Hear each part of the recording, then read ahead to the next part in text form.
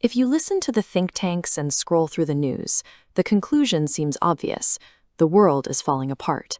We see it in the Pacific, where a standoff between a single Philippine sailor and a massive Chinese Coast Guard vessel is framed as the flashpoint for a systemic global collapse. This anxiety fuels one obsessive question dominating nearly every geopolitical conversation today. Who is the ultimate winner, the United States or China? But if you actually travel across these divided fault lines, from Ukraine to Latin America to the Taiwan Strait, a completely different reality emerges. The question itself is flawed. It assumes history is a structured game with a referee, a single set of rules, and only one champion allowed on the podium. This diagram illustrates what we are actually experiencing.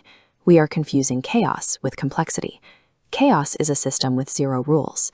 Complexity is a system with far too many overlapping rules, where every path crosses and nothing moves in a straight line. Take recent global trade. In a matter of months, the Trump administration disrupted 2 decades of carefully built Chinese economic networks in Latin America. At the exact same time, the United States and Europe are negotiating what looks like a formal separation of assets, while multiple nations deploy competing military forces into the Pacific. We are witnessing the friction generated by a multi-centered map pulling itself open. The past 30 years of unquestioned American dominance trained us to expect a unipolar world, but historically, that era was an extreme anomaly. We use the phrase world order as if it's an objective truth. In reality, it's a rhetorical tool. It is simply the mechanism the strongest player, like the US at Bretton Woods, uses to package its own national interests as universal law. An entire generation of political figures in the 1980s bought into this illusion, treating a temporary Western consensus as a permanent cure for global instability. This map shows the historical default. For centuries, the British Empire managed its global reach, while the Qing and Ottoman empires simultaneously governed hundreds of millions of people. No single power ruled the board. History is returning to its default state, a new medievalism defined by overlapping spheres of influence. When these massive geopolitical plates overlap, the sheer size of a country becomes a burden.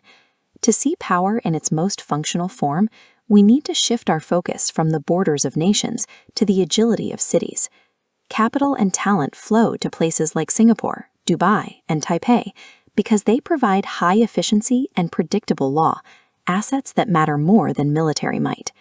This model of urban agility has a historical precedent. Think of Venice during the Middle Ages. Look at this network map. Venice thrived for centuries, sandwiched between the Byzantine, Ottoman, and Holy Roman empires. It survived by avoiding territorial bloat. Instead, it became an indispensable node. Massive empires had to trade directly through Venetian ports.